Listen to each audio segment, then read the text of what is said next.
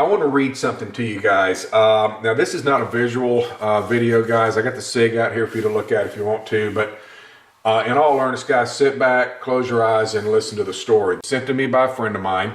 And the parallels in this story with what is going on in the United States right now is just downright scary. Just downright scary. It's happening right before our eyes. So give me about 5 or 6 minutes, guys, and listen up and let me know what you guys think. The title of this story is called Just a Shotgun.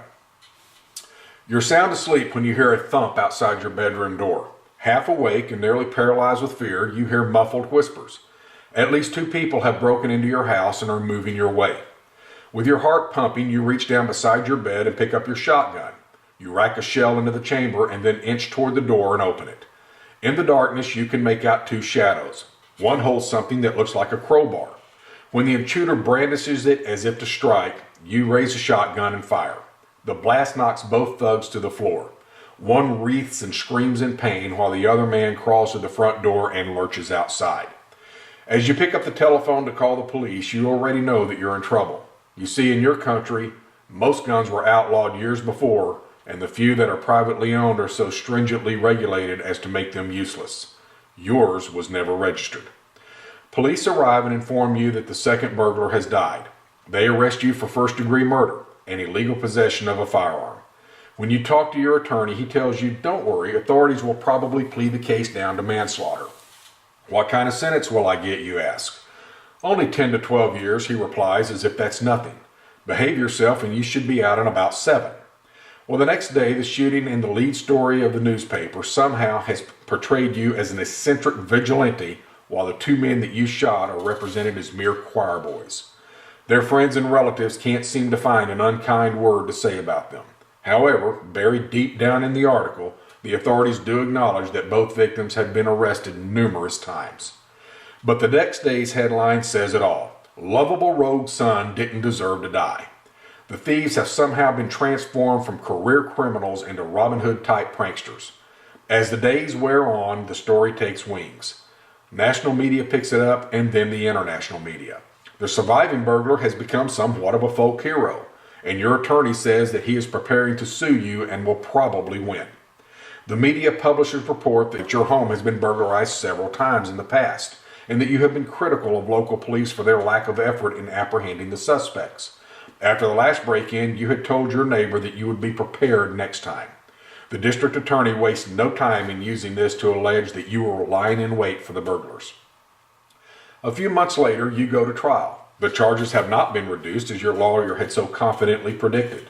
When you take the stand, your anger at the injustice of it all works against you. Prosecutors paint a picture of you as a mean, vengeful man.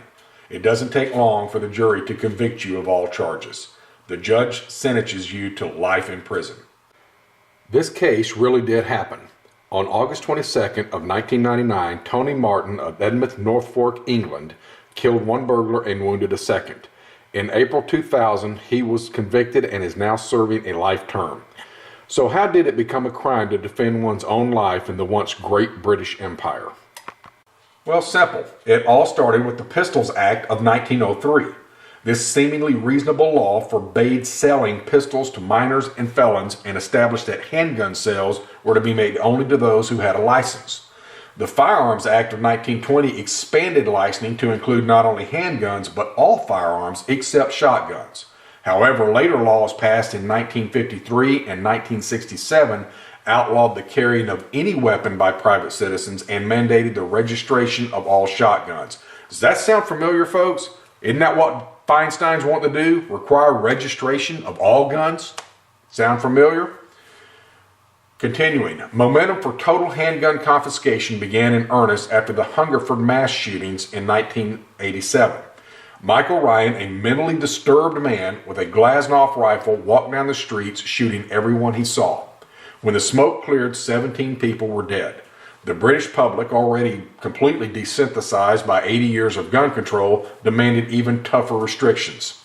The seizure of all privately owned handguns was the objective, even though Ryan used a rifle. Again, familiar sounding? Wasn't it Doomberg that proposed confiscating weapons? 9 years later, at Dublin Scotland, Thomas Hamilton used a semi-automatic weapon to murder 16 children and a teacher at a public school. For many years, the media had portrayed all gun owners as mentally unstable or worse, criminals. Now the press had a real crook in which to beat up on all law-abiding gun owners.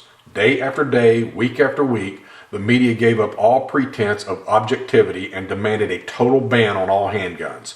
The Blaine inquiry a few months later sealed the fate of the few sidearms still owned by private citizens.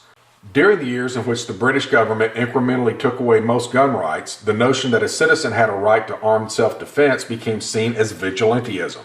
Authorities refused to grant gun licenses to people who were threatened, claiming that self-defense was no longer considered a reason to own a gun. Citizens who shot burglars or robbers or rapists were charged while the real criminals were released. We've seen that here too. Indeed, after the Martin shootings, a police spokesman was quoted as saying, "We cannot have people take the law into their own hands." All of Martin's neighbors had been robbed numerous times, and several of the elderly were severely injured in beatings by young thugs who had no fear of the consequences. Martin himself, a collector of antiques, had seen most of his collection trashed or even stolen by burglars. When the Blaine inquiry ended, citizens who owned handguns were given 3 months to turn them over to local authorities. Being good British subjects, most people obeyed the law. The few who didn't were visited by police and threatened with a 10-year penance if they did not comply.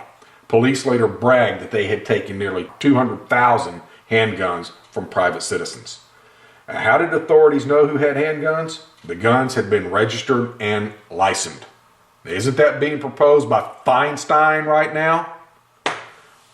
America, it is time to wake up. This is exactly why our founding fathers put the Second Amendment in our Constitution.